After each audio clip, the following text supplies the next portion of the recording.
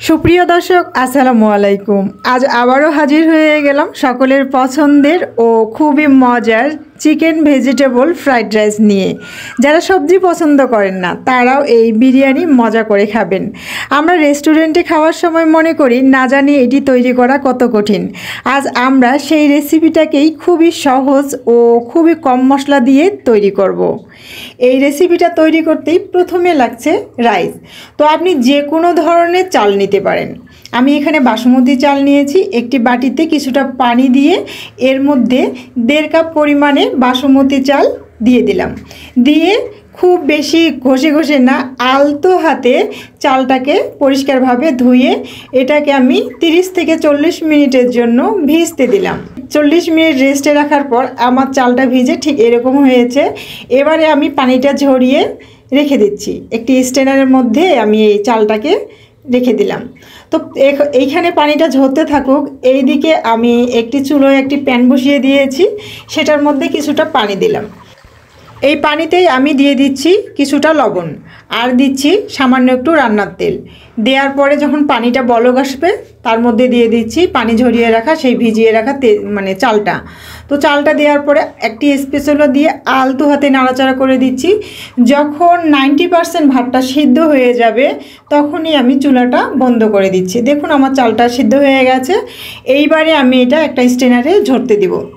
তো পানিটা ঝরে যাওয়ার পরে আমি এটা একটা বড় ট্রের মধ্যে আলতো হাতে একটা স্প্যাচুলা দিয়ে ছড়িয়ে দিচ্ছি আর ফ্যানের নিচে দিয়ে এটাকে ঠান্ডা করে রাখবো।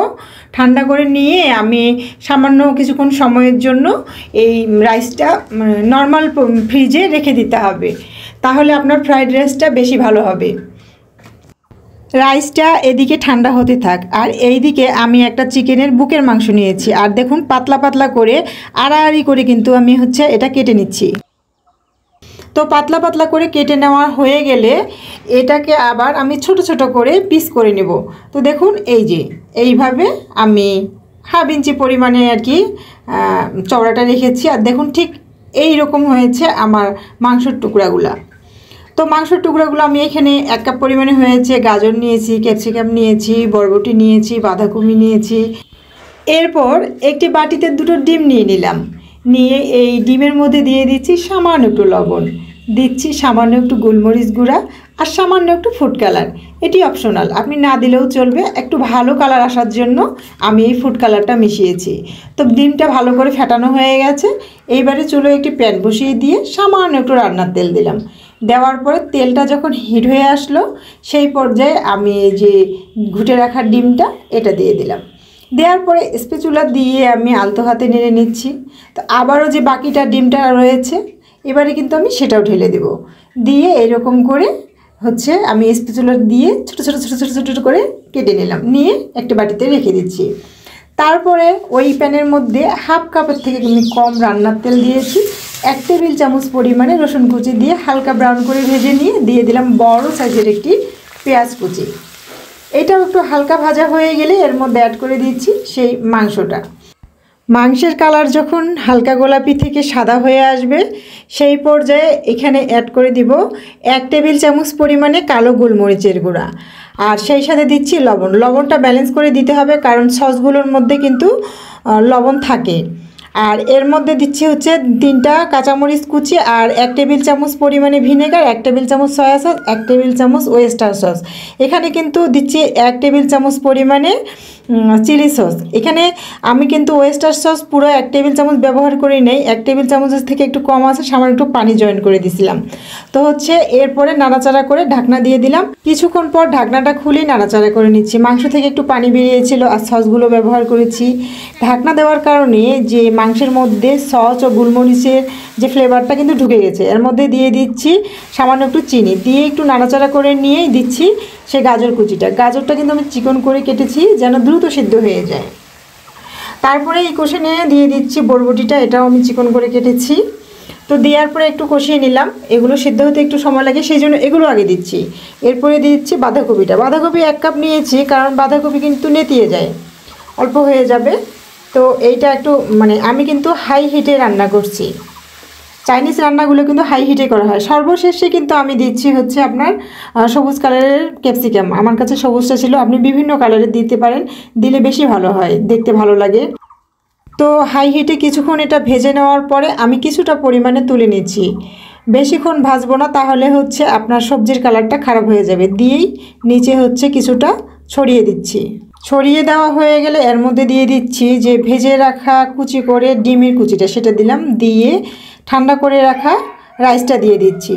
তো রাইসটা দেওয়ার পরে দিয়ে দিচ্ছি আরেক লেয়ারে হচ্ছে সেই সবজি ও চিকেনটা। দেওয়ার পর ডিম কুচি দিলাম, দিয়ে এর উপরে হচ্ছে ঠান্ডা করে রাখা রাইসটা দিলাম। তো আরেক লেয়ারে দেওয়ার পর অবশিষ্ট যেটা ছিল সেটা হচ্ছে ছড়িয়ে দিচ্ছি।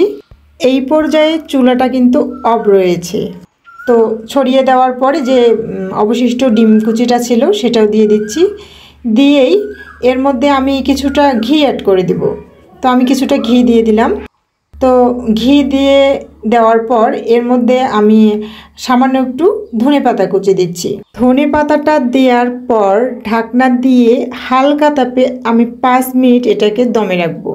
তো 5 মিনিট দমে রাখার পরে হচ্ছে একটি স্প্যাচুলা দিয়ে হালকা হাতে আমি রাইসটাকে উল্টিয়ে পাল্টিয়ে নিব।